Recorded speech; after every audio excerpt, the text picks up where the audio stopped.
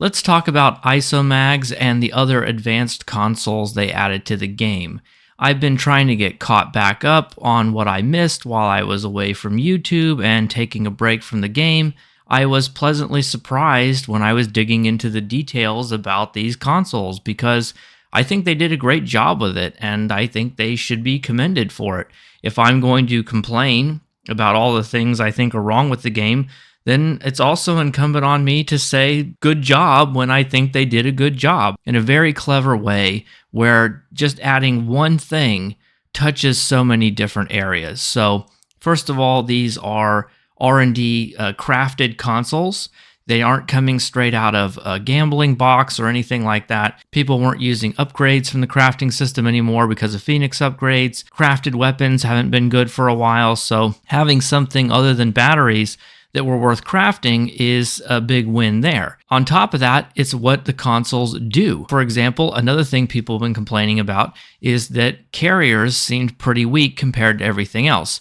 Now, I'm not going to sit here and pretend like the consoles they added are suddenly going to make carrier pet damage like the best thing in the world. Obviously, it's not. But if you enjoy flying carriers and doing carrier builds, then it is a way to boost that playstyle. For a long time when I left, torpedoes were completely dominant, but these Isomags, the weapon power ones, are really good for energy weapon builds. They address another big issue that people had, which is that engineering console slots have been by far the worst for a very long time.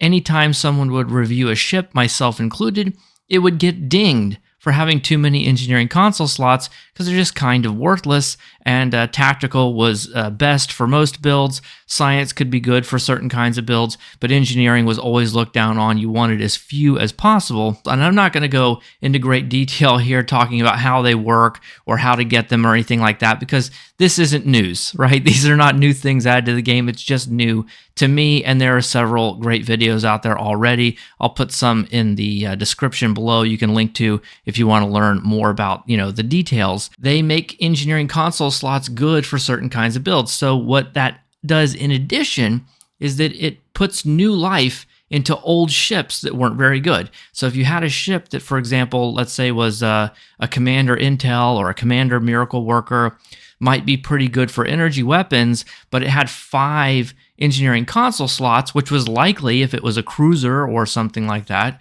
then we'd say, well, okay, maybe you could do this, maybe you could do that, but the 5 engineering console slots are a problem. Well, now it's not a problem. Now those are actually desirable. Now you would want to have engineering console slots so you could put these Isomag consoles in there. Now they are quite difficult to get. You have to do elite TFOs. I personally think that's another plus because it encourages people to get out there and play the game.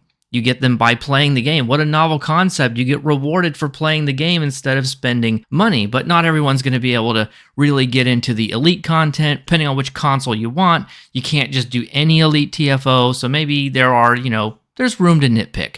But I think overall, they reinvigorated the crafting system. They gave people a reason to go out and do elite content. They threw a bone to people who like carrier pets, and they retroactively improved the quality of a lot of ships that had too many engineering console slots.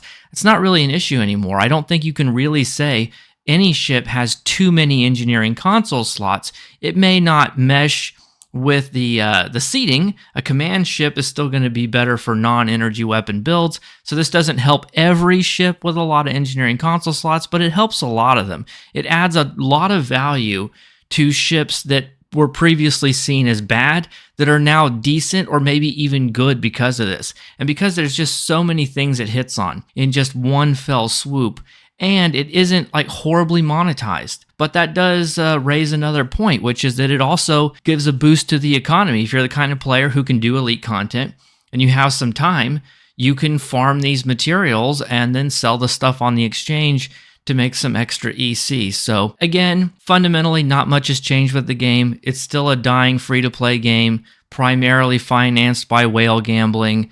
It has lots of other problems. There's still technical problems. They had a bug recently where you could have two ships active at the same time.